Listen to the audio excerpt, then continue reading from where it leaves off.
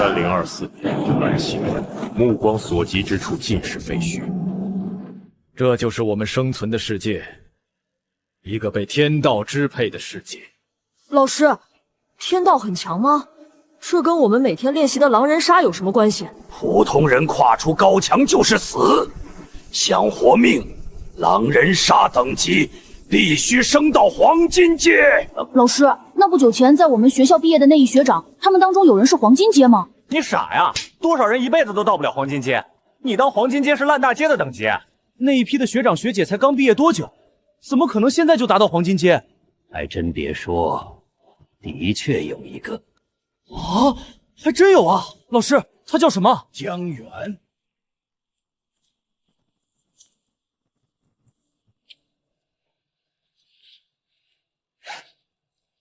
看来还是带的少了，下次得多带点。这撑到第5局根本扛不住。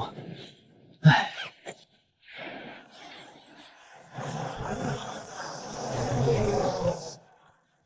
也该来了吧。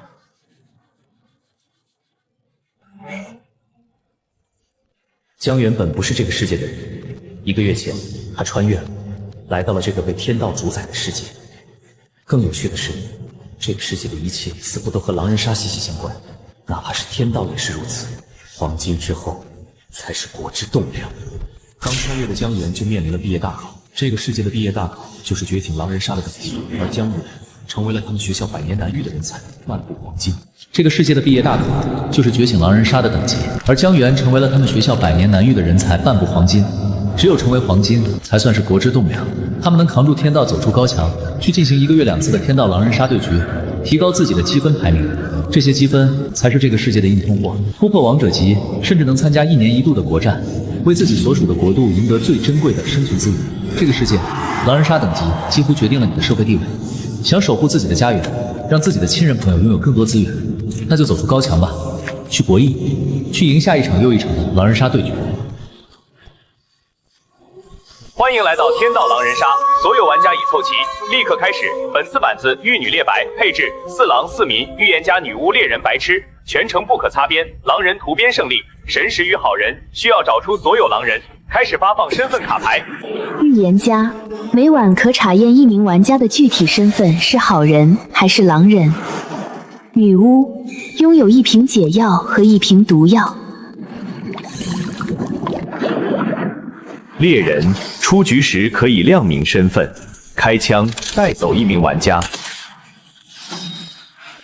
白痴若在白天被投票放逐，可以翻牌亮明身份，免除放逐。狼人每晚共同袭击1名玩家，白天可随时自爆，立即进入黑夜。平民没有任何特殊技能，全程闭眼。发牌结束，请选手确认身份。啊！平民，这板子的平民狗都不玩。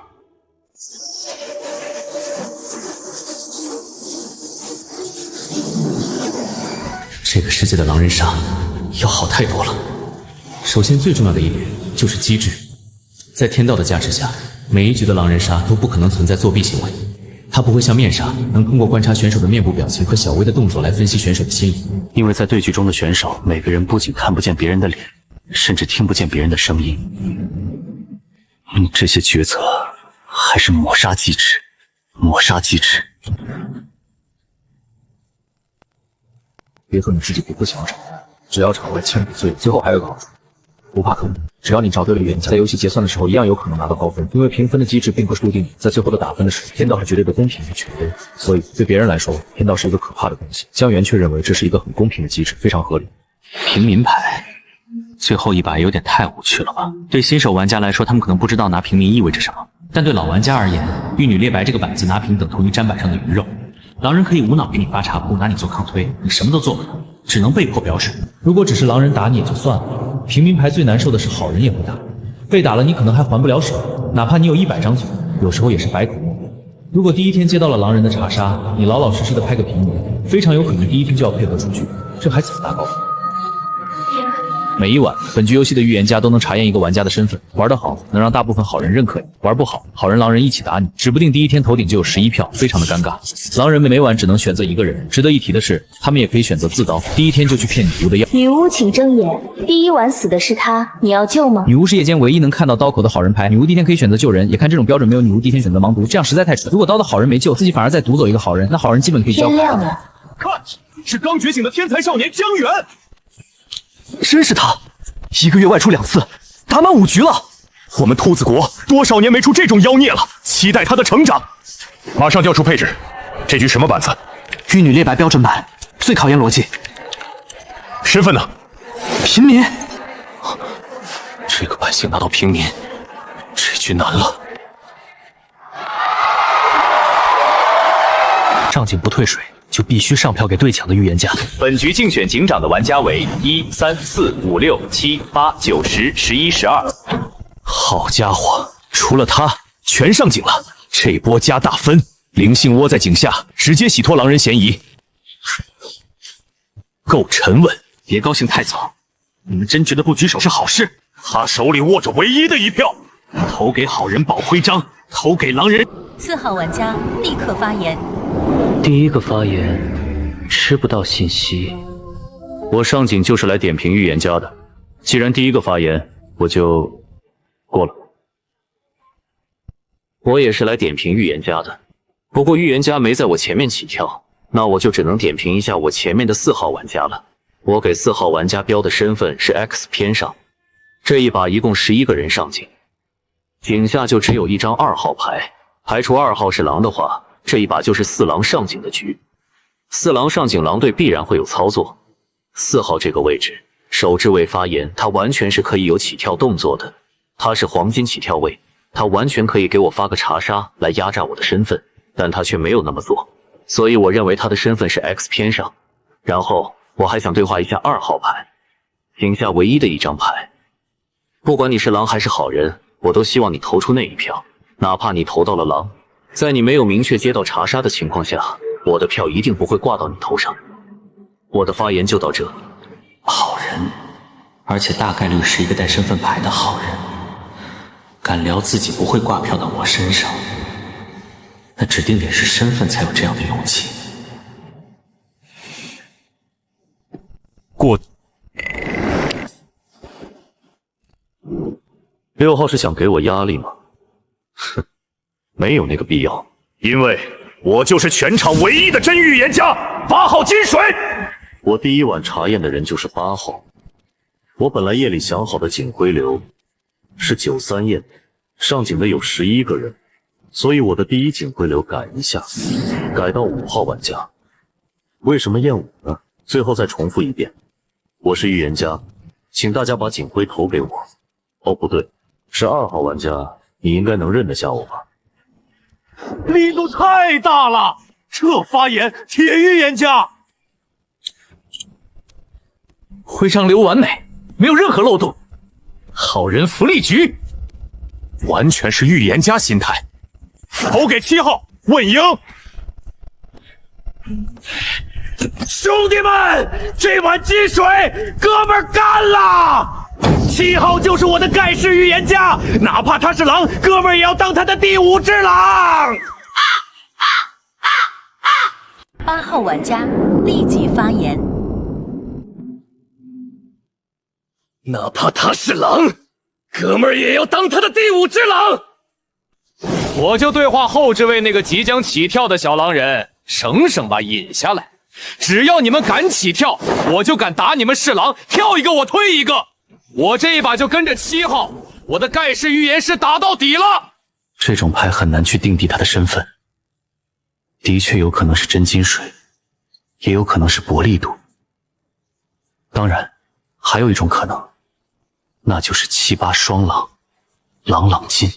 听了前置位的发言，我比较想站边7号。先过吧，井下再交出我的站边。我和9号的想法一样，但我可能要给9号丢个水包。冬天发言出于好人心态，先给你打个好人标签。既然10号玩家给9号丢了个水包，那我也给第10丢个水包。我感觉9号和10中间最少能产1头狼，甚至是2个。这也只是我的猜想而已。过。我是预言家，我第一天验了2号是个金水。铁狼无疑，一开口就聊爆了。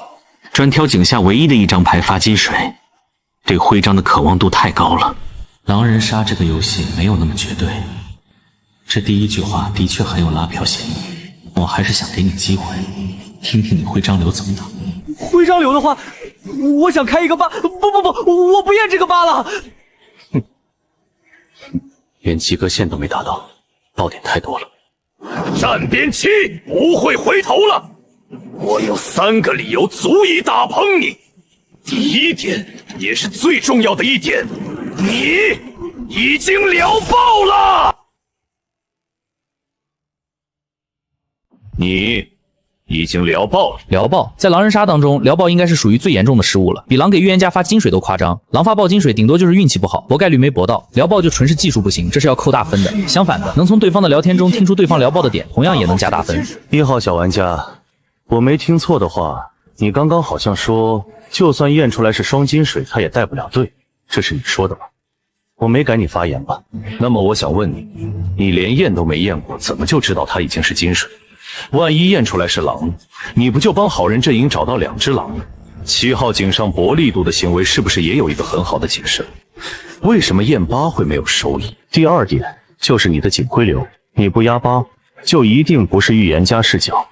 如果你是预言家，你第一警徽流一定开8，不管8的身份是什么，你的警徽流也一定要开它，这对我们好人来说收益是最大的。第三就是心路历程。你说你刚好第一天就是验了2，可以，你可以验2，但你说为什么验2了吗？没有，所以你得是狼。我会站边7号的，7号玩家去抢你的徽章线吧，还有2号小玩家投出你宝贵的1票。这3号好强，一下子找到赢那么多的漏，绝对的高手。这为什么呀？为什么能点票给1而不是7？好玩家获得徽章。如果说不出上票理由，今天投掉1号，夜里就是你2号吃毒。井下第一圈的发言，清一色的指责江源投错票，将要站边7，哪怕今天下错，明天走平衡再出掉另一个。2号玩家请发言。都做好了，我要裸点4狼了。裸点4狼？什么水平就敢在第一天裸点4狼？首先，我先表明立场，我还是站边1号。井下听完一圈发言，还是站边1号。接下来就是我站边的理由。第一点，力度。你们说7给8发金水就是力度大，我想请问力度大在哪？在他发言的时候，后置位还有8到3，一共7张牌没发言，发到预言家头上才多大几率？第二点，警徽流，井上7打的警徽流是5号和1号是吧？你说验5是因为悟空宝这张4，那你为什么不直接验4？验出来4是一张狼，就直接打4、5双狼。验出来是好人，那5不是直接跑不掉了？你的第2徽章流压的是1，说给压力，应该是指井上最后发言的牌，但最后一张不是3吗？直到听到3的发言，我懂了，这3是你狼队友，你视角缺失了这张3。接下来我要聊的就是这个3号小玩家。3号玩家，我应该感谢你，如果不是你，我还不敢100%笃定7号是狼呢。3号玩家，我应该感谢你。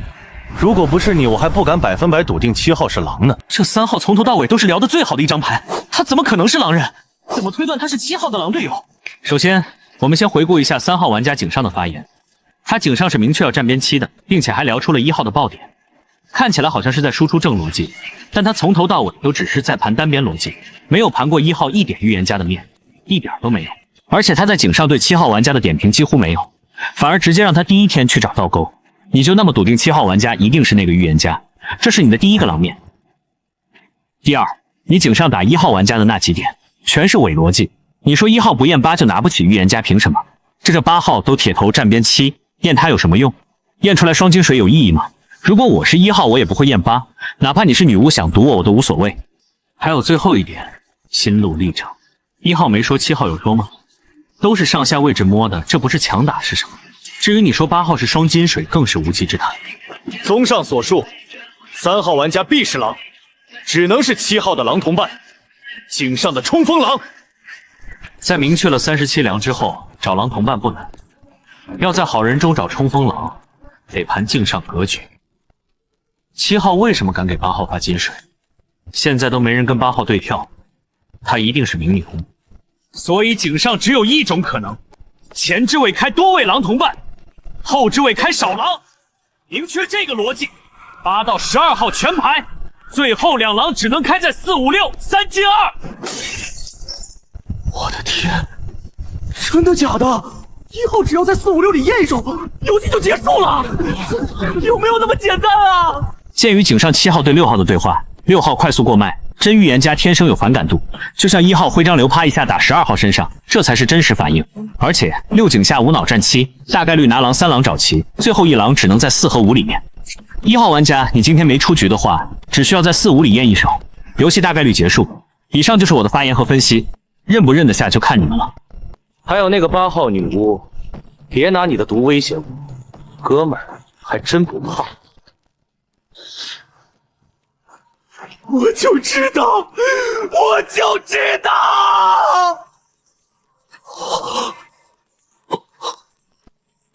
7号玩家6票，7号玩家6.5票。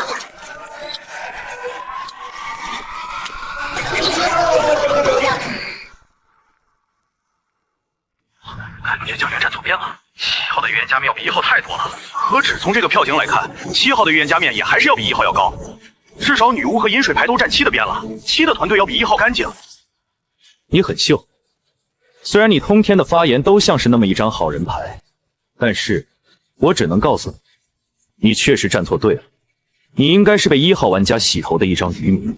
这票型你也看到了，就是因为你的发言让狼队选择了冲锋。你看我的团队票型干不干净？女巫站边了我，饮水牌站边了我，9号和10号井上互打的，是不是避开1狼？他们票型齐刷刷都点在我头上，我不是预言家是什么？4号玩家井上没动作是好人吧？他井下如果不是被你打了，他有没有可能会选择压手？6号玩家井上给我压力的一张牌，不可能是我狼队友吧？我就问你，我是狼，我狼队友呢？2号玩家，你是有逻辑分析能力的一张牌，我希望你明天能回头。当然，前提是你今晚不会中刀。知道自己大概率活不过今晚。这7号最后一句话明显是在给自己狼队友递话，2号能带队，2号绝对不能留。昨夜死亡的玩家为1号、2号，警长请移交徽章，8号获得徽章，8号将成为本局游戏的警长。确定自己没有站错边，但凡这个1号玩家是狼，他都不会给这个8号明女巫。正因为他是预言家，他尊重自己的底牌，将徽章给了场上唯一一张明确的好人牌。这种以德报怨的行为，他能不是预言家？昨晚我读的1，我还是觉得7号是预言家。他临走的时候那个遗言，我觉得没毛病。他的阵营都是干净的，而且4号玩家这一轮跳了枪，7号的阵型就更干净了，没理由7号不是预言家。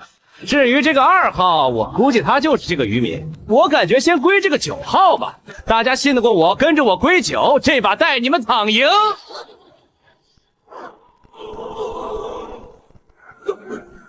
你女巫牛皮！这4号这一轮跳枪不明显是赌这个2号玩家是枪被你赌走的吗？2号玩家为什么敢在警民单票投给1？他底牌如果不拿个神，他敢直接井下怼你女巫。而且4号跳枪，他井上第一个发言他会划水，连话都不说一句，被这2号玩家点出来了之后才敢去站7的边。他是枪，他那么怕1验干嘛？他压手啊，他有子弹他直接出去崩这个1啊，这一轮他也能配合出去崩5啊。你女巫是真牛逼啊，菜还不自知，知道人家为什么不刀你去到2号吗？因为人家2号晚点了4狼，狼队坐不住了，你女巫还帮狼队玩，当人家的第5头狼，人家怎么舍得刀你，都要给你供起来了，最后才推你这第5头狼。你等着扣大分吧你！人间进行，怼得太舒服了。这女巫真该死一死啊！第一天站错就算了，第二天看刀口和飞金辉还不回头，不是菜就是昏了头。还是我江哥立大功，第一天裸点4狼全对。可惜狼队大法师太牛批，神仙来了都赢不了啊！所有的剧本都被9号给猜到了，自己这个明女巫居然没倒牌，而且还是带着徽章的女巫。预言家走了，白痴牌走了，场上明显只有我一张明女巫牌和一张猎人牌。如果江源这个2号真是一张猎人牌被我给赌走的话，这一把游戏到这就已经结束了。狼队这时候只要爆刀砍我，狼队的屠神局就算彻底完成。2号如果是猎人走的，我们狼队夜里砍你一刀，白天再起来自爆砍一下白痴，这游戏是不是就结束了？但狼队为什么没刀你，而是选择砍一个不能投票的9号明白吃？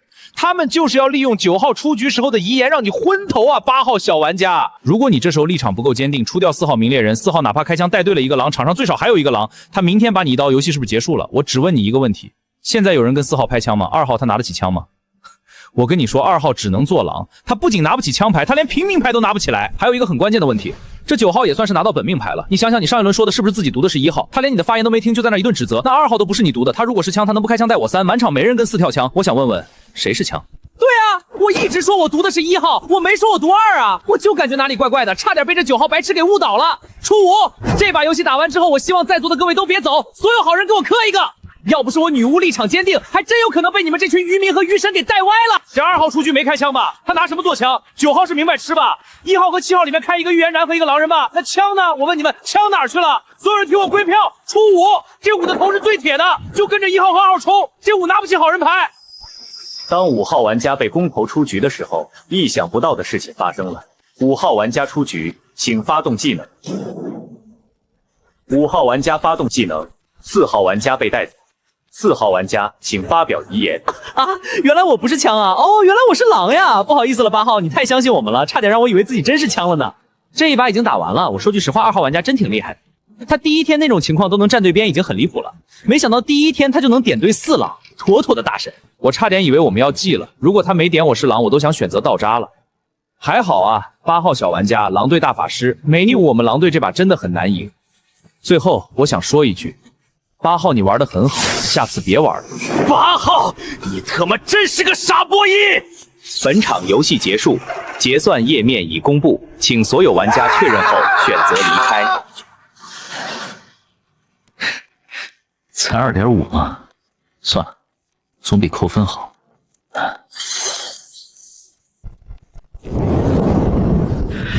你说什么？失败了还加2.5？他怎么做到的？素材发我看看。是。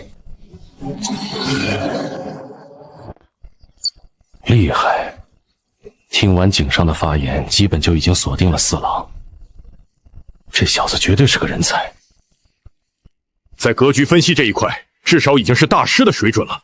的确是不错，但也没有那么夸张吧？你要知道，他现在也就是黄金阶的水准，而且打的还是标准版。C 是 C 了点儿，但也还没到你说的那么妖孽的程度吧？天道降世之后，各国纷纷部署，兔子国也一样。为了培养狼人杀人才，等级制度分布的相当严格。咱们兔子国这些年有天赋的人出的还少吗？到最后真正能进到极兔营的又有几个？那倒也是，不过这小子给我的感觉很怪，总感觉他的心智沉稳的令人有些胆寒，完全不像个年轻人。如果他真的有天赋，相信要不了几年我们跟这里见面。哦，也不对，有可能他来了也见不到我了，搞不好那会儿我已经在疯兔营里了。你要去哪儿？回去看看以往的天道对决，准备接下来的天道大比吧。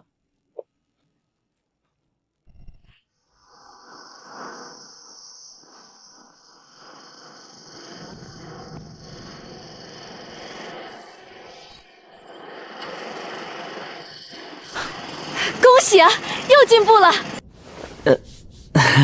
人才越多，天道比获胜的几率就越大，能得到的资源也会更多。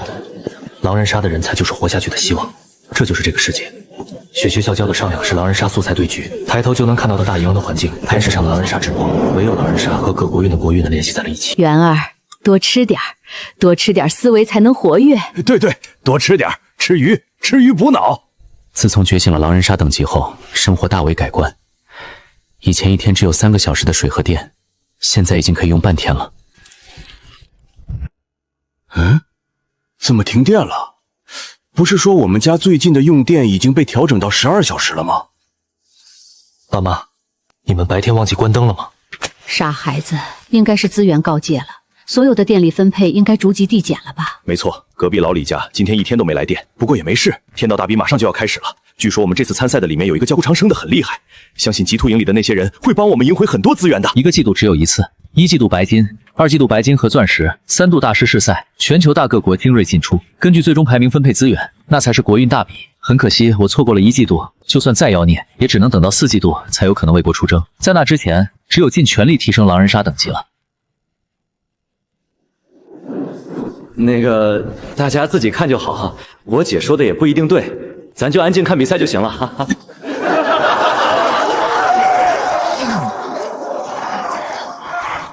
注意，3024年第2季度天道大比即将开始，请各国满足条件的参赛队员进入天道。天道大比纯随机制，对手板子全部由你决定。跨入天道试炼场的那一刻，天道就会把你带到随机的圆桌，对局自动开始。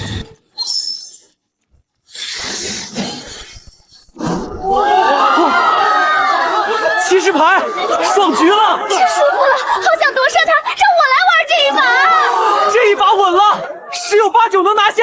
同学们，狼王骑士的板子可不是只有一张骑士牌，拿到骑士牌也不意味着这一把就一定能拿下胜利。从你们刚刚的表情中，我能看得出来你们的兴奋，甚至连说话的语调和分贝都有所改变，这是很不可取的。他最忌讳的就是把自己的底牌暴露给对手，在一局对局中，不管你拿到什么牌，都要做到喜怒不形于色。这才是一个合格的狼人杀玩家。第一个发言没什么想说的，本来想上警点评一下预言家，第一个发言也就点评不了了。既然上警了，那我不可能什么都不做，就这样划水过脉。这样吧，我打个前刚后放吧。如果我站边第一个发言的预言家，我就一直举着手；如果我站边后置位的预言家，我就直接在镜上退水了。前刚后放什么意思？举手和放手就能表明立场了。前刚后放，意思很简单，就是因为位置的关系，自己发不了言了，只能通过举手和放手来表明自己的井上立场。一般会发出这种言论的人，大概率好人居多，因为只有好人才会努力的想去找对边站，而狼人最理想的状态就是伺机而动，是冲锋还是倒钩，越晚表明自己的立场越有优势。厉害，不愧是长生前辈，2、3句发言就将自己的好人身份信息聊明白了。江源学长也很厉害啊，原来还有前刚后放这种操作，学到了学到了。原来第一个发言不是只能划水的，原来还有那么多操作和套路呢，怪不得他能白金。我这辈子要是能达到长生前辈那种水平就好了。不过在我看来，他这波操作属实有点没必要。这是几个意思？你一个黄金来质疑白金的操作？他如果拿平民牌打前刚后放，那是好操作。但这一把我们回到开局，他拿的是骑士牌，你们所有人都认为的强神牌，拿一张强神牌在井上就给所有玩家传递讯息，我是一个好人，那意义在哪儿？问大家一个问题，骑士牌最理想的井上格局是什么？接查杀。非常对，拿到骑士牌最舒服的井上动作就是接到查杀。你把身份表干净了，好人狼人都知道你是好人，狼人的可操作性就很高了，局势一下子就有可能打乱掉。换句话说，骑士牌在井上最大的价值是藏着，等对手犯错，而不是主动表明自己是好人。我是预言家，7号金水。看透一切。7号金水，果然验证了我的猜想。8号这个位置摸7号非常有可能。很多玩家都有从身边人开始查验的习惯，一方面看自己是不是被夹了，另一方面也是要个归票位。不过往井前发闭口金，预言家面不太高，就看他接下来怎么聊了。验7的心理历程就是上下个位置验的。不说下徽章流吧，后置位还有一张会跟我悍飘的狼人牌，那我徽章流就不往井上打了，全压井下。最后重申一次我的发还，8号预言家7金水，徽章流11、5，防爆徽章流6号，请大家上票给我。这里是12号玩家发言哦。对于8号这个预言家，我只有2个字：不信。哇，这也不信？这12号是狼吧？聊得很好啊，很中种，我都觉得他一定是预言家了。这也有人不信吗？我感觉我思路有点跟不上了。看上去12号是想把8号直接锤到土里，实际上12号也是把自己往悬崖边上送。一旦骑士扎出来8号是预言家，12号每一轮都得跪流排水，为他井上的鲁莽战备付出代价，除非他有底牌支撑。为什么不信呢？我来说说我的理由。第一点就是你验出来的金水牌排7号玩家，我没记错的话，他第一个发言是打了一个前刚后放嘛。你验他是金水，先不说发了一个闭口金没什么力度，你井上连对他的一句对话都没有，这是一个预言家的心态吗？最关键的是他不是井上没有任何动作的一张牌，他是明确了自己要前刚后放的。如果我是你，我一定会对话7号，告诉他要一直把手举到最后，我才是你的盖世预言家，但你没有，因为在你眼里7号可能就是一张白牌，你不敢对他有太多的对话。哇，有道理的，对吼，我怎么想到这一层面？废话，你能想到你也是白金钻石了，还能坐在这儿问出这种问题。12号好厉害啊！从他的视角代入，好像这8号确实有点狼面，这12号铁好人无疑了。江源学长，你觉得这12号说的有没有道理？8号是不是预言家呀？别着急，听完井上所有的发言再说。确实就像12号说的那样，8号有点太忽略7号了。他真的是狼，视角里7号是白牌，这些不有可能，只能再听下去。其2就是你的徽章流，你的徽章流打的是11号和5号，对吧？黄暴流的6，徽章流没什么问题，流挺好的，我没意见。但是我发现你对徽章是没有渴望度，你没有把去对话井下的那几张牌，尤其是那几张被你打入徽章流里的牌，你的徽章流到的一定是狼吗？听完跳队可能会改你的徽章流。如果你的徽章流留好人，你是不是该叫他们把票上给你？上给你，井下就不会打他们了，是不是这个道理？所以我认定你是一个没有徽章渴望欲的预言家。如果你做狼，你只能是狼王带枪的那种。我的发言完毕，我站边后置位的预言家。这8号拿不起预言家牌。听完这12号牌的发言，几乎所有人都会认为他是一张好人牌。他有可能带身份底牌了，说话才敢那么硬气。12查杀，哼，想倒钩啊？不好意思，我第一天就验了你12。等等，我他妈 CPU 又干坏了！12号井上猛攻击8号，1号起身就给12发了个查杀，这是什么道理啊？我的发，那么刺激的吗？我以为12号井上打得那么狠，绝对和8号不共边了，没想到12号直接吃了一个外置位的查杀。可能这就是狼人杀的魅力所在吧。不到最后时刻，你永远不知道会发生什么事。同学们先不要笑，谁都有站错边的时候，这并没有什么好笑的。这12号刚才的发言，你们也一致都认为他是好人，只是他有点太过武断了一点，井上可能站错了边。只要他井下发言能站回来，能找对狼人，他有什么值得大家笑的地方呢？相反，我觉得他的发言方式和思维能力有很多地方是值得你们学习的。12是狼，我第一天就验了他，很巧，我也喜欢上下位置摸出了一手的狼毛。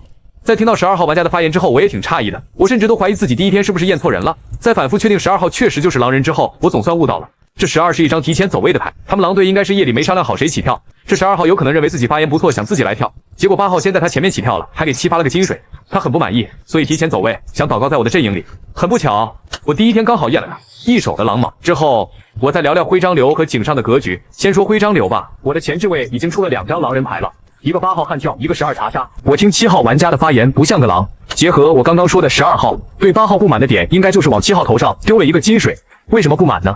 因为井上这一把上井的人其实并不多，8号完全可以井上外置位丢一个查杀，丢中真预言家的概率也挺大的，但8号没那么做，所以12号才不满，才选择了倒钩，由此认定7号大概率为好人。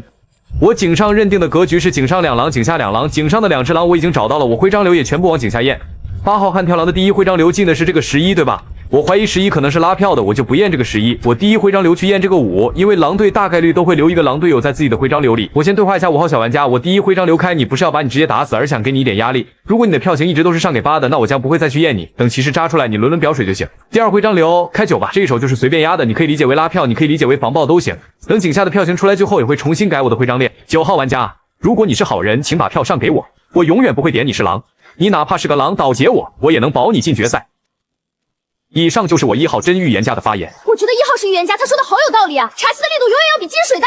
但是12号聊的也不差，我觉得12真的是铁好人，有必要走的那么狠吗？1号聊的不错，8号难道聊的就很差吗？我还是更想站边8号多一点。不会吧？不会这都有人站边8吧？这1号还不是铁预言家吗？铁我还赢呢，哪里铁了？我站边8，我站边1，你绝对是。江源学长，你认为1号和8号哪个才是预言家？1号和8号到底谁是预言家？现在真的不好说。其实2个人这一把聊的都还可以，玉面的话可以说是5-5开。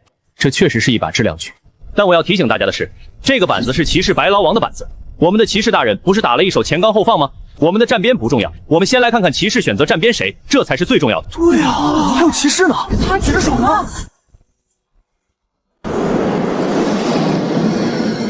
所以长生大佬已经做出判断了，大佬威武！我也觉得8号是预言家，为什么会站边8？为什么会站边8？我不是很能理解。长生大佬已经做出了他的选择。难道还是我的水平太差了吗？所以聊到我这儿了，7号玩家你还举着手，代表你站边的是8号玩家对吗？手啊！为什么坚持那么久？为什么到最后还不放手啊？长生前辈，你跟8号聊得那么好，8号还给你发了个金水，8号啊，这12什么做狼啊？长生前辈站边确实稳，他太懂这种操作的心理了，只要能明确站边，绝不会拖到现在。6号没有提供有用的信息，他才放手，那只有一种可能，他也犹豫了。他摇摆了，还不能明确真假预言抓，这把有意思了。其实到现在，我也还没有明确的站边。我想投给1，想让12号先发言。他作为接插机的牌，他的表水将很大程度上决定其他人的站边。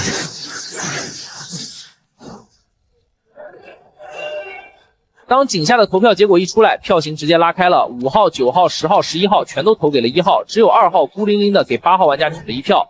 12号玩家接到徽章之后，果不其然，继续发言。12号第一个发言，我直接点狼坑吧，1号一个，5号一个，9号、10号、11号出狼，容错开在这个6。被这12给嗅到了，你一个接查杀的牌，反而在那徒手抓4狼，底气何在？这小子可能带身份了，保不齐就是个女巫，只有神牌才敢这么干。先说说理由，1号给我发查杀一定是狼，5号。人家1号都打你是狼了，你还把票点他头上？你不是他狼队友是什么？所以5号一定是井下狼人。那狼坑就锁死了，要么1号孤狼上井，要么就是6号打山洞，就是这么简单。最后你们狼人一定想让我交身份，算了，直接告诉你，我是老村长。过，70%的好人，感觉他就是好人。才70%，最少90%，还百分比，一点自信都没。12号要不是好人，我当场留下来打扫卫生。虽然怂了，但没毛病。我也觉得12号铁好人。这12号给大多数人的听感确实不错。听完他井下发言，我也认为他偏向好人面多一点。主要原因有2个，第一是视角，第二是表水。12号第一时间想的不是表水示弱，而是点狼坑。这心态的确非常像拿了好人牌在努力找狼。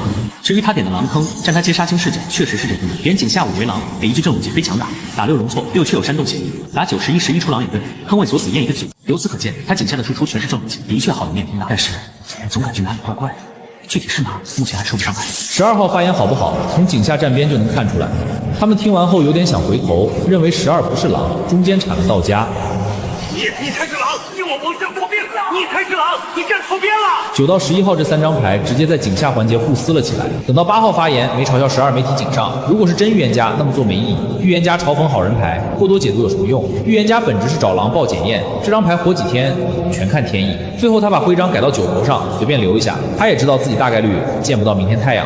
7号发言，听完对跳发言后，其实我挺犹豫的。说实话，8号预言家面不高，给我个井前7号发金水没什么力度。但听完12号发话，觉得8预言家面更低，认为12打8点对，12该是好人。没想到他反手接了1号查杀，我闷了。最终井上还是放手了，想先站1边，因为1聊得多，尊重底牌，想让12先发言交身份。但是听完井下12发言，我又想回头了，想站回8边，觉得他狼坑点对，全坦辛巴上了。我这轮可能下1吧，或者等骑士出来扎，先过了。这是在干嘛？井下和井上是同一个人吗？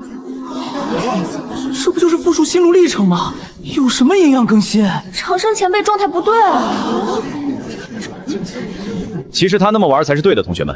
骑士牌风格就要多变，让人摸不清头脑。因为这轮必扎，聊得怎样无所谓，最后都翻牌。与其聊好让狼舔，不如聊爆让狼主动跳出来打你。能炸出狼就是多做贡献，这全是经验。原来如此，我就长生前辈了。都给我长生前辈磕一个！没想到啊，井下全冲起来了，都不站我边是吧？查杀狼出不去是吧？骑士大帝救我！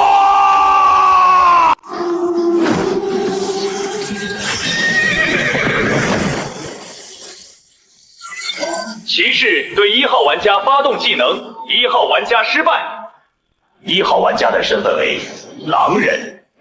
真是狼！长生前辈厉害，扎得稳准狠，这一把有了呀！下个月兔子国定额能提高了。长生前辈这样的人就是我们的英雄。超级英雄吗？总感觉不对劲。即便扎出1号是狼，还是怪怪的。为什么没几个人判谁是大狼？甚至外置位都没聊过大狼小狼，除了12号、7号和8号。奇怪，太奇怪了。先别高兴得太早了，同学们，这一把可能会有反转。接下来就把守卫表演了。骑士扎到了狼，但这1号一定不是大狼。大狼身份不明，非常考验守卫功力，能不能搏对狼刀，决定比赛走向，让我们敬请期待吧。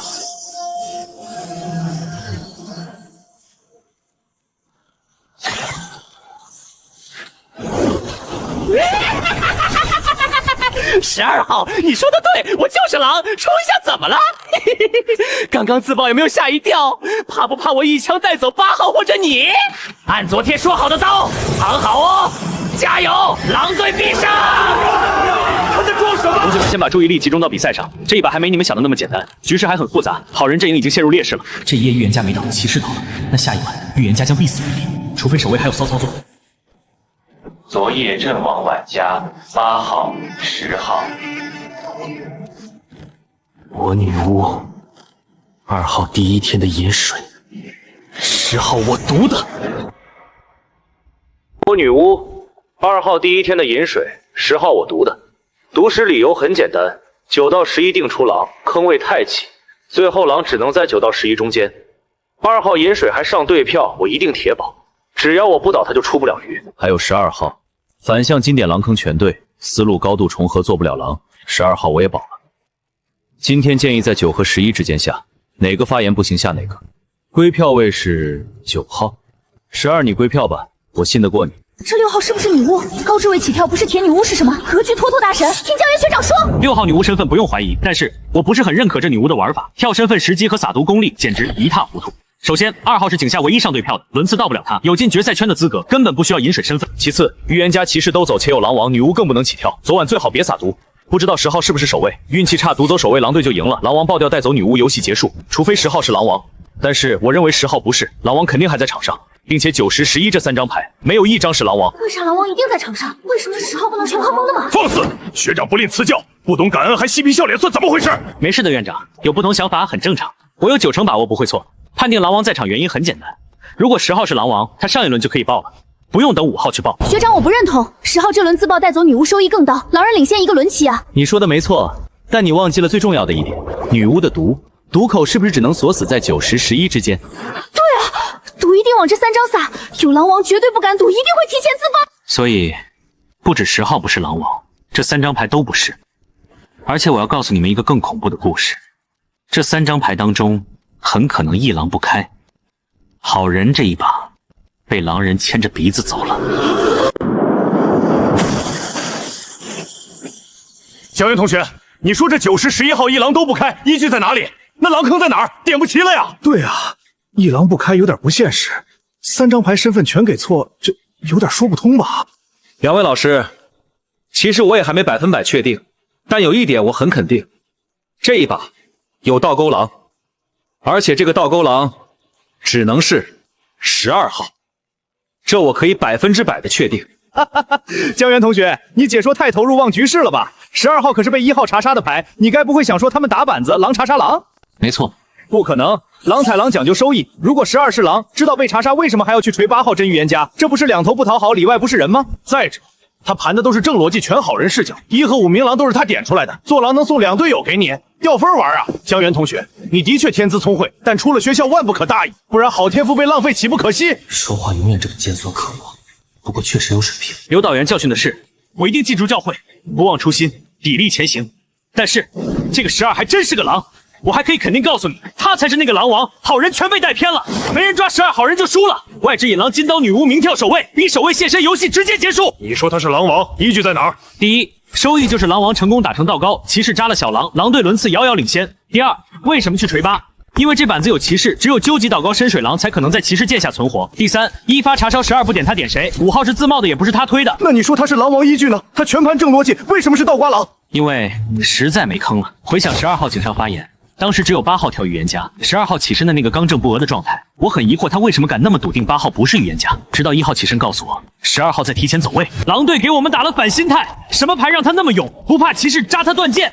直到刚刚我想明白了，因为他是狼王，进可攻退可守，他的轮次甚至可以在骑士之前，所以有底气，主动权从始至终握在狼队手里。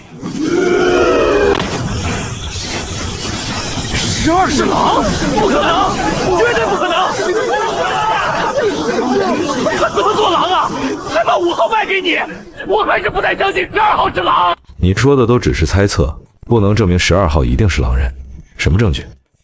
虽然我没有证据，但有一点我可以打死这12号一定是狼人牌，狼队绝对在玩狼卡狼套路。证据就是发言，1号玩家井上井下的发言。大家还记得1号井上发言吗？挺好的吧，都认为能拿得起预言家牌。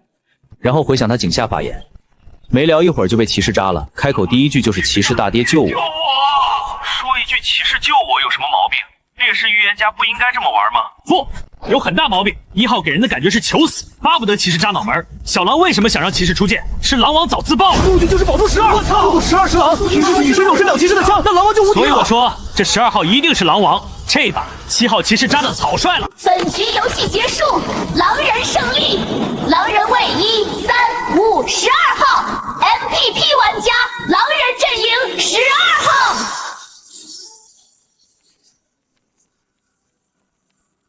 为什么这辣货守卫能3.5分？因为他找到了12号，这他妈也可以。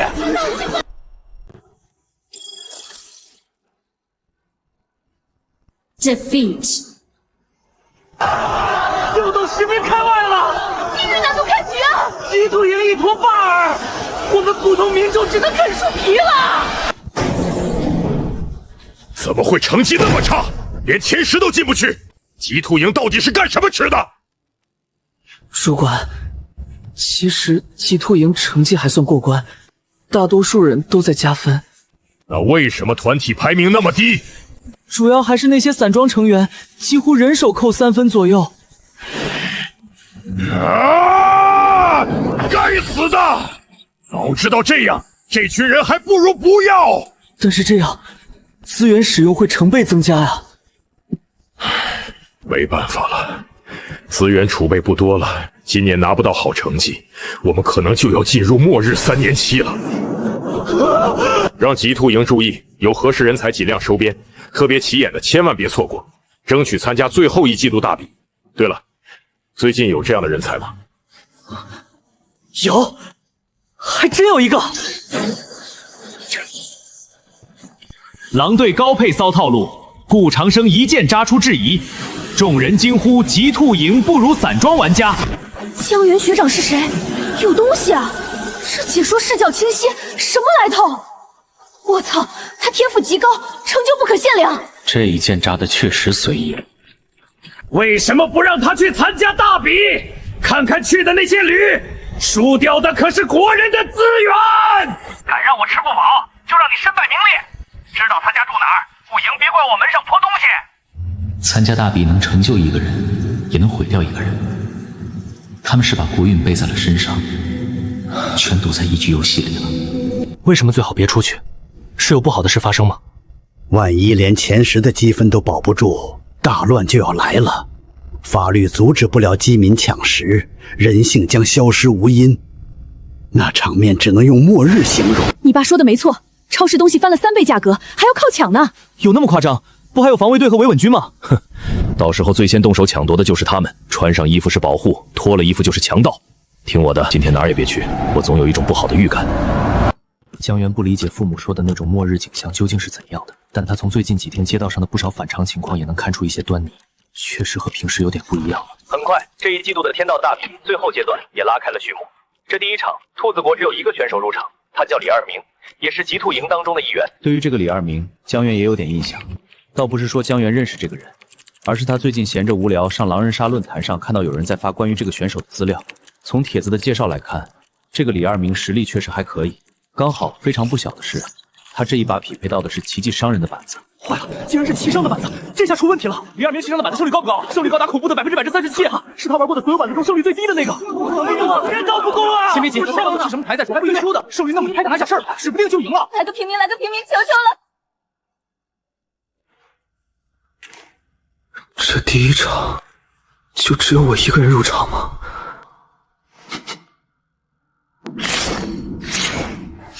还是狼，这怎么玩？谁起跳？我这板子胜率不高，跳得不好。那个，哥几个别不说话呀，安排下工作，谁起跳？我都在姐们走吧。别上去吧。我们4狼窝井下找到预言家就自爆。我是预言家，昨晚验的。左王听到。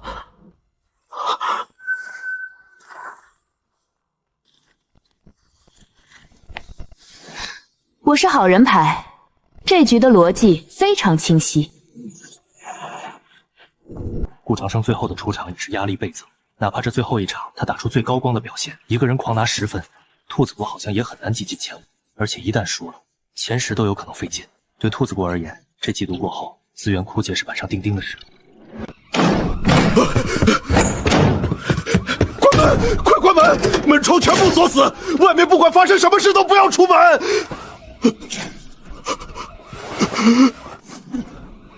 乱了，外面全乱了，所有商店关闭，街上被难民挤满了。这2场比完，都知道没希望能拼出好成绩，这些人已经开始提前行动了。维稳部队呢？没有出动吗？出动了，但拦不住啊！难民太多了。如果最后一场能赢，局面还能控制；如果赢不下来，只怕外面这几天会变成人间地狱。残酷、一个国家的命运都掌握在一场对局中，这对国家是，对顾长生来说也是。不妙，我必须冷静下来，只有保持冷静，大脑才能清晰。欢迎来到天道狼人杀，本场对局的盘子是石像鬼守墓人。还好，相对均衡，不拼运气，拼实力。元儿，这一把怎么样？顾长生拿的这张守墓人牌好打吗？还不错。比起好人阵营的其他牌，守墓人算是比较打出高分的牌了。这一把我们运气不错，接下来就是我们的表演了。9号查杀，随便验的，1手的狼毛，徽章流随便留一下，开烧5吧。第1流井下1，第2流井上5。过。给守墓人发查杀，这8号真是踢到钢板了。给守墓人发查杀算踢到钢板吗？我觉得有点不妙啊。这要是狼队再派一个人起敲守墓人的话，顾长生妥妥的要出局啊。这聊得这么水，不像要徽章，该不会是平民想压跳吧？状态时长都不符合，只能是压跳的好人牌，制造单边域局面，纯高牌行为。但是这个8接下来的操作，属实有点辣眼睛了。7号玩家请发言。我是预言家，这个9号确实是一张查杀牌，我第1天就验了9，就查杀。开局接2个查杀，我要是有自爆功能，直接就爆了。这玩个球啊！又来一个查杀，狼队疯了！大小狼撞车，好不容易拿张守墓人，先接俩查杀，这9号太惨了，该不会有好人捣乱吧？验9就是格位验人，我想打一个锁龙局，验9锁8。没想到验出一手狼毛，不过没想到8号你居然起跳了。放手吧，我知道你想打压跳，你是好人，没必要举着手了。我才是真预言家，还不放手吗？如果8、9狼卡狼，我起跳发双查杀，9号早该自爆了。9号没自爆，说明他还没分清谁是真预言家。如果8号是大哥，验到小狼直接发金水不香吗？所以8号不管举不举手都是铁好人。你要非觉得放手了是吗？很好，8号铁好人，不用经验。过了。这7号发言太好了，开眼都觉得是预言家。这期纯在填充发言，实则全是废话，用已知好人牌盘正逻辑做高自己罢了，但架不住有人信。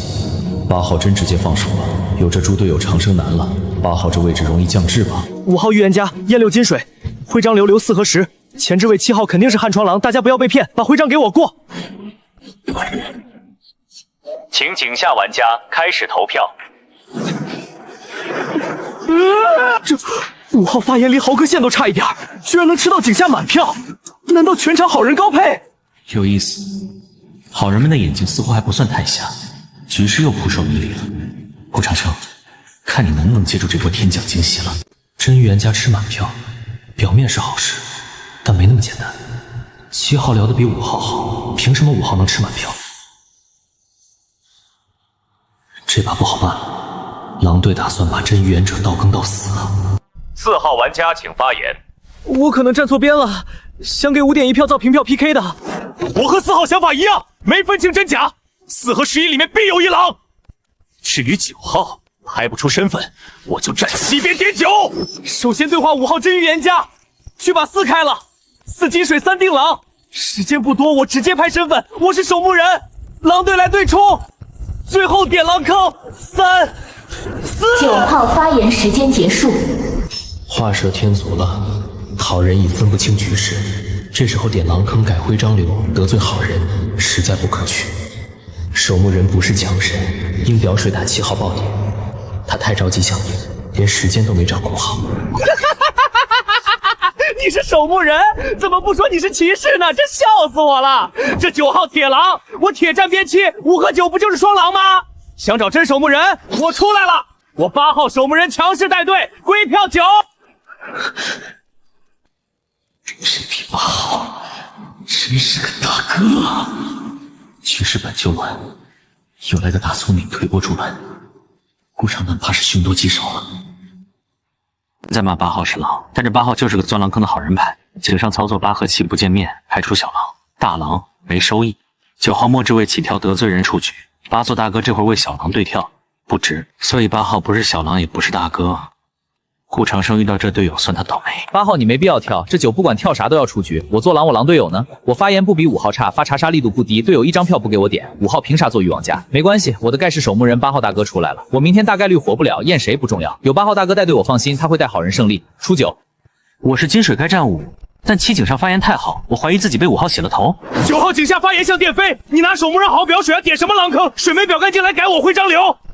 好歹接了抓西，我不点9点7。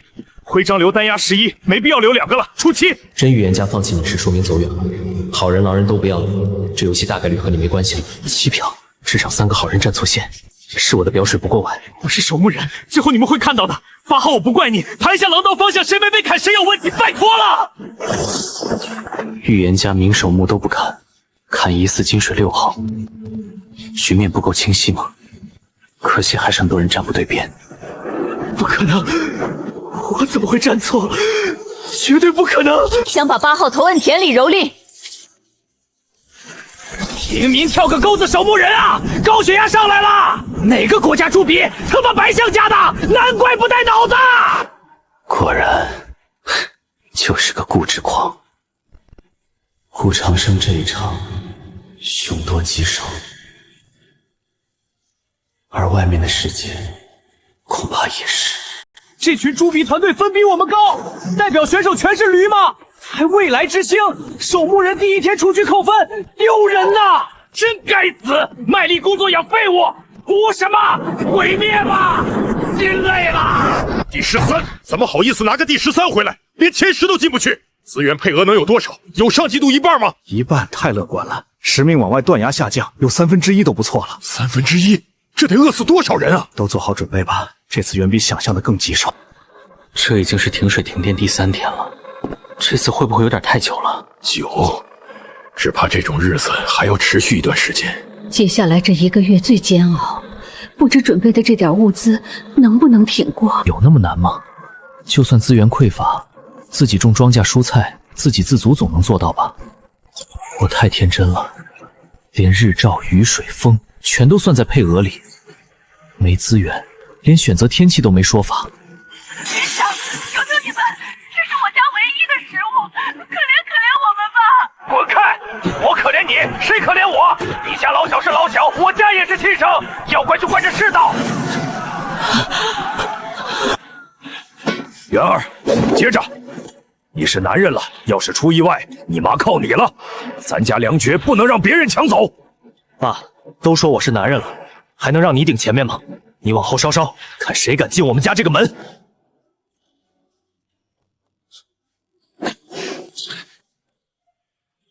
谁？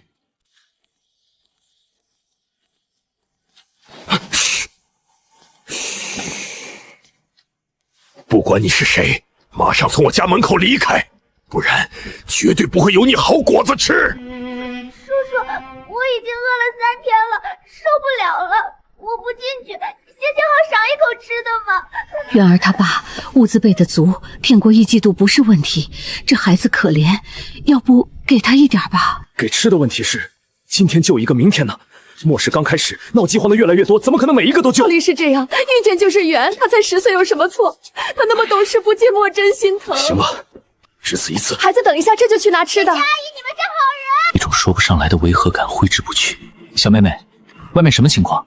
大哥哥，外面可怕极了，抢东西，我好怕。给你物资，路上会被抢吗？不会的，我会小心。家里人呢？都饿死了。小妹妹，回去无依无靠，要不等下开门你先住我家？真的可以吗？当然，但我怕开门饥民冲进来。放心，外面就我一个。那太好了，帮哥哥去隔壁邻居家拿漫画书打发时间。他可能不给我开门。放心，他前几天搬走了，门没锁。那行吧。元儿，这时候你还看漫画？大哥哥，我回来了。东西拿到了。拿到了，唐顿长2楼抽屉里翻到的。哦，是吗？那你可以滚了。你说什么？一开门，你身后手持棍棒的恶鬼，恐怕就要把我生吞食剥了吧？小子挺聪明，石像打开，不然冲进去了。冲进来，那可以试试。门窗加固过，没有个把小时是休想破门。而且我早通知维稳部队，应该快到了吧？指望维稳进队，不如指望雷劈死我们。外面乱成锅粥，哪有功夫管你？电话确实打了，只是无人接听。哦，是吗？管不过来普通民众。那如果我是狼人杀黄金阶选手呢？你猜他们会不会管？行，牛批！要不死一定还会回来。高阶玩家享有特权，这份未知是最好的威慑。元儿，刚才要不是你多嘴问几句，要是直接开门，黄金阶很高吗？特权属于少数，虚张声势只能骗骗混混。等他们回过味儿，恐怕不简单。这一次能镇住，下一次恐怕不行了。不知道这乱世还要持续到什么时候。太可怕了！没想到一个不过10来岁的女娃居然能这样撒谎。如今这乱世，能活着就很难了，还有什么做不出来的？哪怕门口是维稳部队，我们也要多加心眼。月儿说的对，我一开始时就不同意援助，都删成这样，怎么还能糊涂？还是消停日子过久啊。元儿，你是怎么发现不对劲的？听到他们脚步声了？不，这些人很专业，门口一点声音都没发出来。我也没听到，还留心眼确认只有小女孩才敢答应。元儿，你怎么发现她在撒谎的？其实一开始也没发现，只是感觉哪里怪怪的，给人一种说不出的违和感。违和感？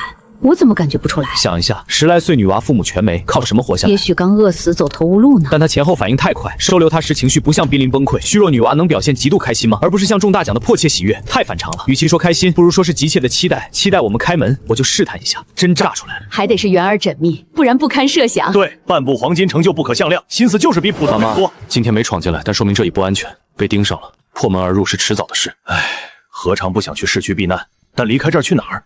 市区情况不清，指不定更危险。资源首先身处乱世，什么最大程度提高生存几率？第一，物资能撑一下肚；第二，就是信息。乱世几个小时网络就停了，与外界完全隔绝，怀璧其罪。3天后，如果我们这儿还是无人看守，那就必须要走了。能去哪儿？去市区，安保比这边好，只要没断网临近就能查情况。留在这儿，恶极的人迟早踏平我们家。行，按元儿办，横竖是一死，也要护你们娘俩周全。救命啊！别抢我的东西！准备好了，东西带上了，该带的都带了。等下开门从小巷走，趁夜色赶路，不管听到什么都别回头。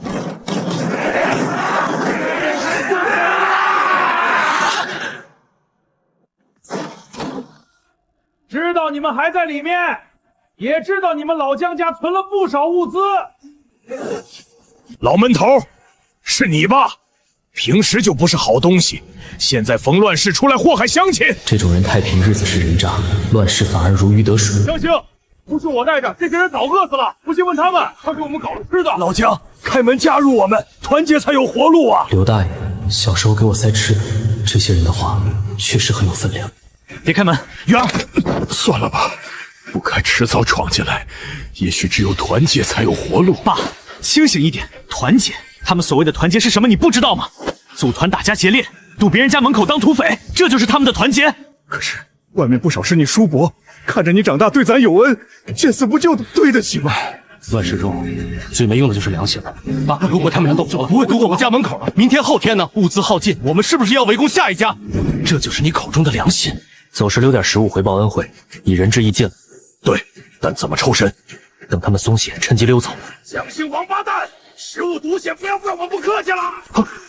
一起上，别留情！我开门，你们1厘米都分不到。1、2、3，撞！明白了，这群人没想沟通，今天就是奔着鱼死网破来的。木桩破门只是几分钟的事，难道江家真要折在这里了？全都别动！要命想干什么？所有人原地趴下，不然让你们永远躺地上。维稳部队竟然真的来了！哎，阿 Sir 啊，借点吃的不行吗？不跟他借，跟你借啊！这种人在乱世胆子被彻底养大，什么都不怕了。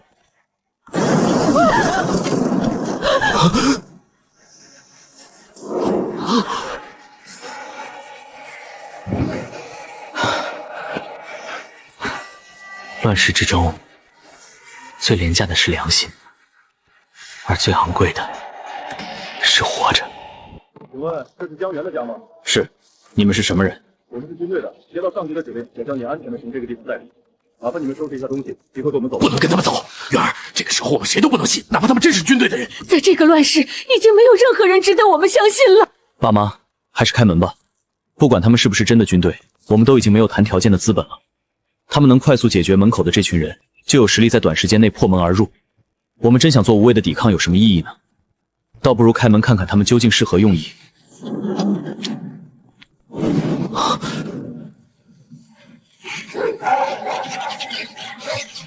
这哪还有一点文明社会的样子？一次天道大比，就可以将一个国家毁成这个样子。你就是江源？我就是江源。请问你们是？我们是军队的，接到上级命令，带你们一家转移到市区，请现在立刻收拾行李和我们走，这里并不安全。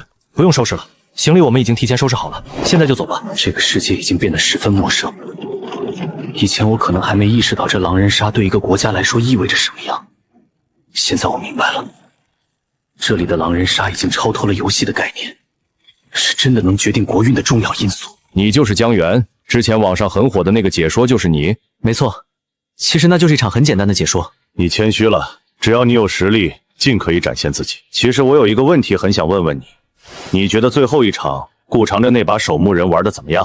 说实话，他的内防守墓者玩的确实有点瑕疵了，如果我是他，我就不会那么玩。哦，你觉得他玩的不好，特指哪些方面？其实他第一天就出局了，他就有3点做的不足的地方，我认为这就已经足够致命了。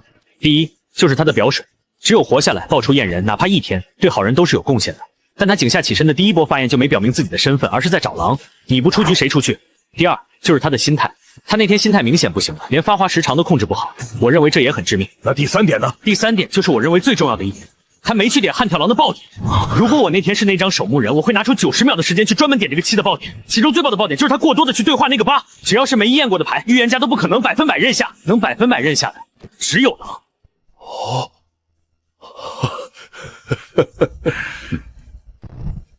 说得很好，你被录取了。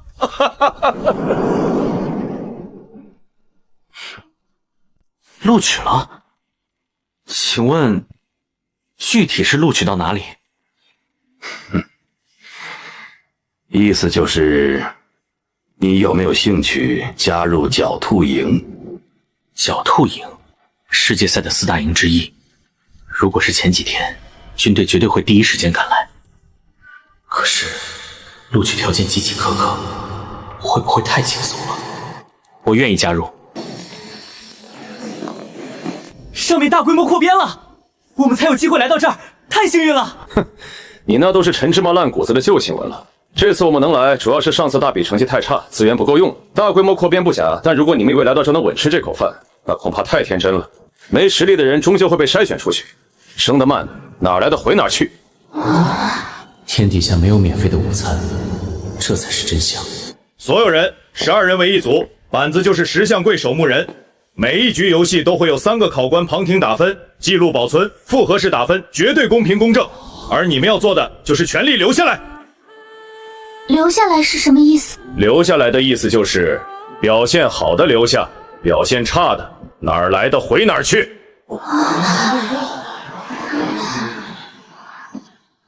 有意思，4大营果然不留咸鱼，不限制分组，意味着可以自由组队，胜率会大大提高。兄弟，你有组了吗？要不要一起？我们这就差3个了。我不着急，你们先组吧。相比起带有场外因素的好友房，我更喜欢跟路人玩，纯粹的逻辑碰撞才是体现实力的时候。哥们儿，要不要一起开一把？你们几个人？就我一个。你确定要和我做同一桌？你拿狼，我第一时间就能抓到你。你怎么就知道我一定会拿狼牌？说不定我是预言家，你是狼呢？那你肯定找不到我。我叫江源，希望等下能跟你有一场精彩的较量。我叫张天明，希望等下你不会后悔你现在的行为。这里的对局室居然是严格按照天道标准1比1复制的，每个人都在单独的密室，声音也会经过特殊处理。我之前担心好友房作弊，完全是多余的。请注意，游戏规则严格照搬天道，情绪流场外作弊一经发现直接处理，绝不手软。所有人是否准备就绪？对局将在10秒钟之后开始。10、9、8，对局开始，请玩家确认自己的身份体牌。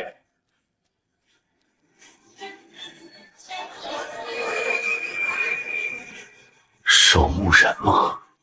好戏开场了。发给我守墓者，看来他们是想测试我之前评价顾长生的那套理论。看他的神情，好像猜到了我们故意发守墓人。无所谓，问题是他是不是真有比顾长生更强的逻辑判断能力？他不是对顾长生的守墓人指指点点吗？我倒要看看他拿到守墓人是什么水准。天黑请闭眼。天亮了。本轮上井玩家2、4、6、7、8、9、10、11，逆序发言。6号准备。6号玩家预言家10号金水，警徽流开5开12，过。这6号在干嘛？没心路历程，没谈格局，没讲为什么这么打警徽流。他做不了预言家，大概率是狼。4号预言家3金水，警徽流开10开1。6号退水了，那改一下警徽流，30金水就开1再开12。后置位没发言，不知道谁对挑，警徽流先这么开，井下5看上票，要警徽过。4号聊得很不错，格局盘了。他给我发金水，没有大爆点，我没理由反水。不过还要听对挑预言家的发言。10金水，2号预言家第一天摸了10，随便验的，没心路历程。警徽流验6验1。6号很像石像鬼摸了10号，再给队友递话。4号跟我对跳，我看3号上票，想要警徽。2号视角在找狼，逻辑说得通。接下来听井上找狼。先不站边，考虑2的预面。我觉得2不太好，11号到8号的发言太水了，尤其是9号，全程复述毫无逻辑，还结巴。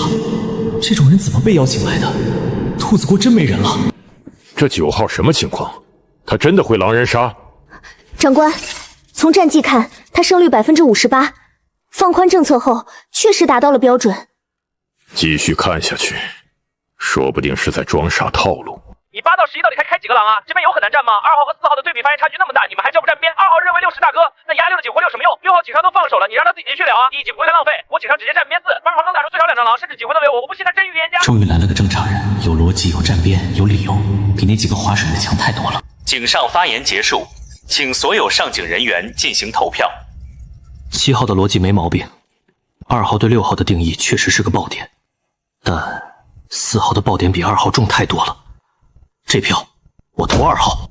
投票结果：5号、12号投给4号，3号投给2号，4号担任本局警长。昨夜6号、10号玩家出局，请准备发表遗言。他反水了，金水反自己的预言家。这投票完全出乎意料，他为什么这么果断？难道他抓到了什么我们都没注意到的爆点？火女巫吃手刀了，井上想操作一下，但第一个发言算了，站边的话我也站4。这2号发言太差，10号我上3、4读的你什么身份？女巫走了反倒是好事，能说出上3下4这种话的人，多数都有点魔怔，靠口诀找对一次就觉得自己大成了，纯含便宜。本轮顺序发言，5号玩家请发言。软站4号的边，2号呢警徽流1票打在6头上，6警上那顿操作不是挂身份的吗？你能盘他是大哥，我觉得挺离谱。至于3号金水为什么上票2号，我也没看懂，这一轮出2。这3号金水还能反水站2的，2号那个警徽流打出来你还能算了，站边4出2。4号真预别开1了，这一轮轮表水打进狼坑凑数。8到11还是一如既往的抽象，全是软战4，模棱两可，没一个敢铁战。全场没有一个人理解我为什么反水，但没关系，接下来轮到我说话了。我这轮没分清谁是真预言家，先弃票吧。还有这个3号，你接了4的金水还反水，我觉得不太好。就凭这句话，11号够吃一个狼标了。好，11号，你说分不清要弃票，那这票就给我留好了。你只要出手，我明天起来一定打你是狼。站4出2，2号验到的金水刚好是10号，10号又恰好被女巫毒了，巧合度太高，加上2号那61的警徽流，好人认不下来。12号确实聊到了点子上，但是他们全都漏掉了最关键的东西。我知道现在没人信我，但我还是要把话说清楚。验10号是因为井上6号先起跳给了10金水，我想交叉验证，结果验出来也是金水撞了。这个巧合我没办法解释，但你们想想，我如果是狼，我为什么要踩在6的金水上再发一个？我不会挑一张没人碰过的牌吗？还有4号，他井上对6号的态度，你们没觉得奇怪吗？6放手他就不聊了，这不对劲的。2号说的核心逻辑其实没问题，撞金水的反向论证，还有对4号不盘6的质疑都是有价值的。可惜他太紧张了，重点全被情绪淹没了，后半段自己把自己绕进去了。该说的他其实都说了，只是没人愿意听进去。如果没人捞他，这轮他头上就是满票。3号玩家请发言。反水了，站2的边。井上4号给我发金水的时候，我确实一度认为他是预言家，但2号点醒了我，他去盘了6号。6号前置位起跳，4号一上来6立刻放手。4号什么反应？哦，6放手了，那我不聊你了。这是预言家该有的反应吗？6在你面前起跳又马上退了，你不盘他是小狼找存在感，不盘他是大哥在地化，你直接不聊了。4号从头到尾没再提过6号一个字，他不是不想聊，是不敢聊，因为刀口在6。他们夜里对6号动的刀，所以他不敢碰这张牌。再看井下，全场站4，没一个站2。那我问你们，2号做狼，他狼队友在哪儿？一张都找不到。底牌拍给你们了，我是石像贵，我是大哥。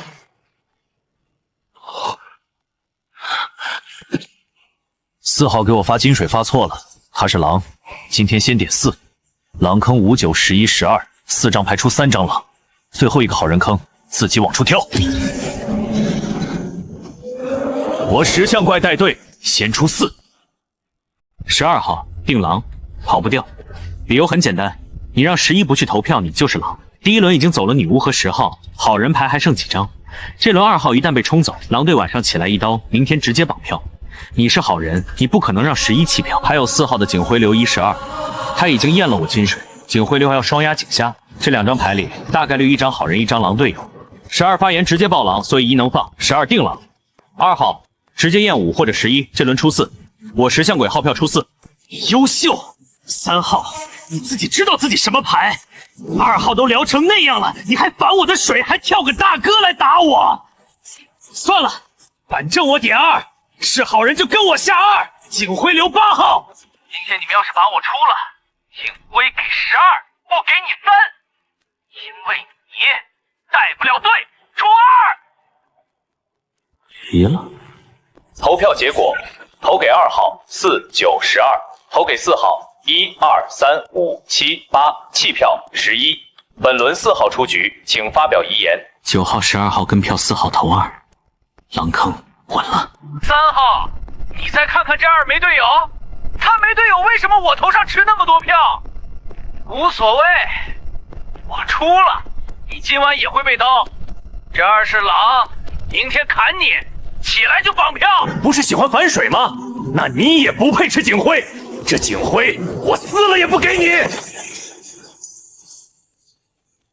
撕警徽，暗示队友刀我别刀2。这4号被打急了。这4号是谁？状态起伏太大了。张天明，张家的后人。平时战绩不错，应该是第一次碰到这种局面，心态没收住。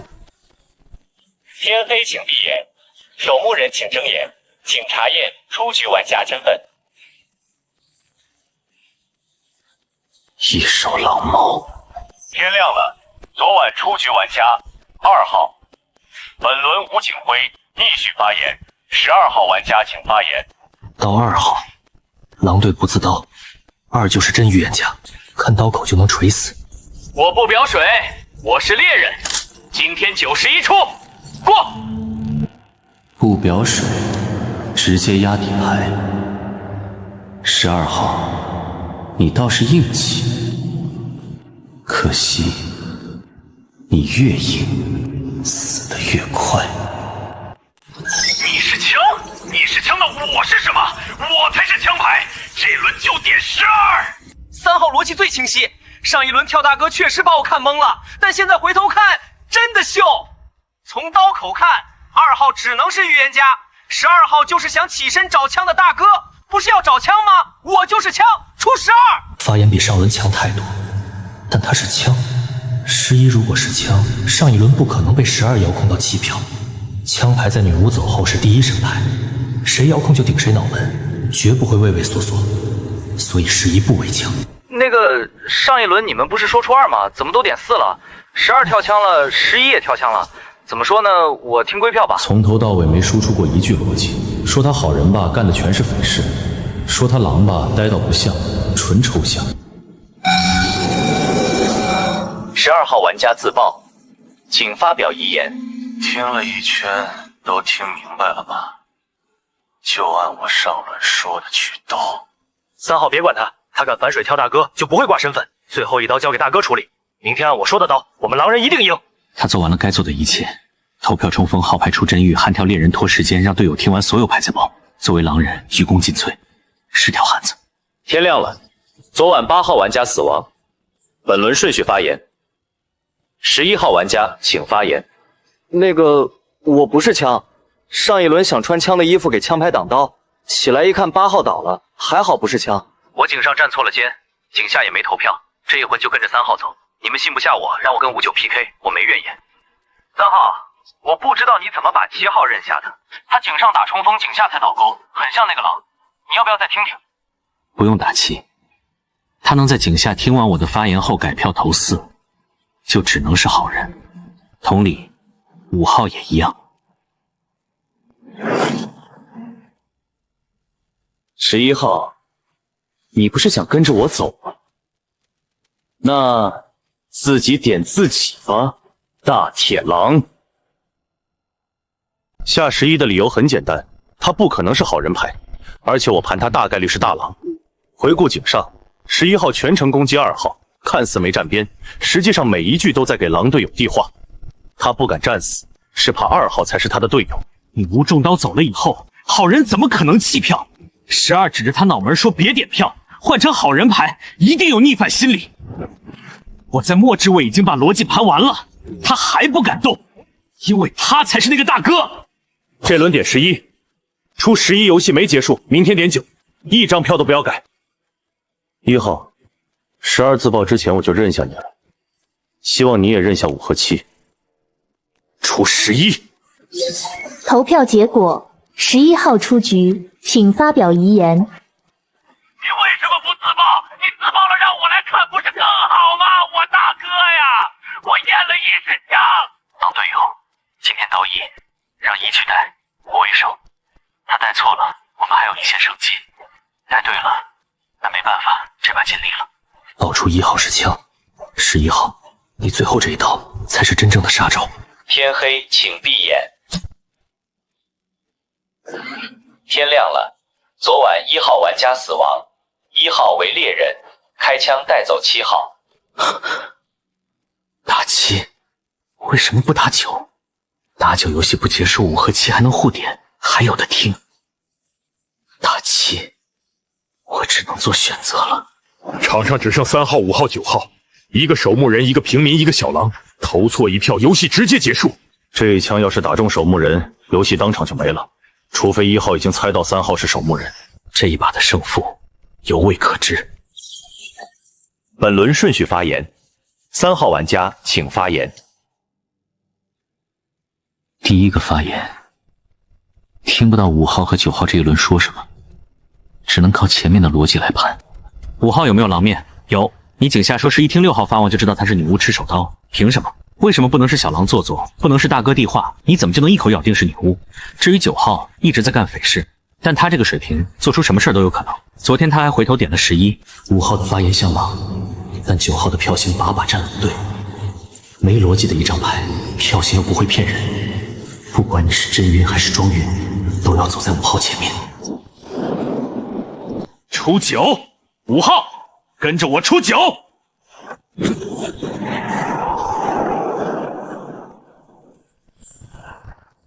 我守墓人，5号出9，这就必是狼。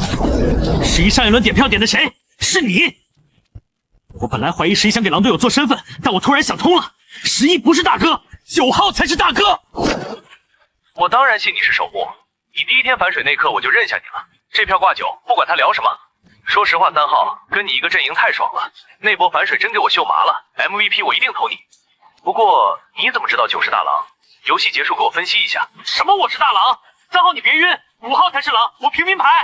我要是大哥，我不早跳了，我会让队友去刀疤，早出来争轮位了。醒醒，3号，我这5号才是深水倒钩，你想最后关头功亏一篑？越真情流露，越香。请玩家开始投票，投票结束。3号、5号投给9号，9号投给5号，9号出局，游戏结束，好人战赢胜利。3号是谁？太强了，连大狼都盘出来了。4号好尴尬，洗头没成功，反被起脸反水。我说了吧，咱俩谁拿狼还不一定呢。我承认你有实力，但这把是运气，下次再遇到，不是这个结局。发挥出色，但你怎么确定9号是大狼？11号临走跳大哥还点对枪牌。很简单，11做不了大哥。为什么？大哥牌会在12跳枪时起身打12吗？大哥小狼不见面，11要是大哥绝不敢跳枪，他怕自己聊太好，小狼以为他是真枪，夜里那一刀就落他头上。大哥那个轮次一定选择躲。凭什么断定9一定是大哥？他以为装新手装糊涂就是烂平民，能来这儿的哪有真新手？真以为我不敢投？精彩，先回去等着。考核结束，请报到名字的人立刻离开。张大炮、刘文刀、林一，报到名字的人立刻离开。别让我走，回去就是死啊！我就再给次机会，外面快人吃人了。同情，没资格。这世道，活着就够难了。同情了？我连自己家人都不知道能不能保住，还有什么资格同情别人？你果然没让我失望，你这样的人就是为这乱世而生的。你不怕被念名字？上一把洗头没成功，分也高不到哪去。我说了那是没打好，念叨又怎样？大不了回家。能在这世道轻描淡写说出回家，这小子来头不小。没有念到名字的同学，恭喜初步通过考核。后续还有考核，但现在解散。江远，你留一下。老师，我们去哪儿？别紧张，到了就知道。别一口一个老师，我姓丁，叫我丁哥就行。好的，丁哥。那你带我来？不急，先跟我进来。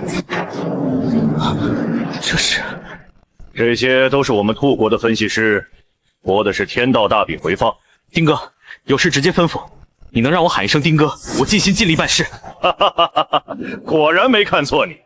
先看这2场，这场的7号和那场的12号是我们兔子国的人，以你的角度看看发挥如何？菜，有点太菜了。菜，有点太菜了。如何？感觉有没有问题？全是问题。这2人真是极兔营的？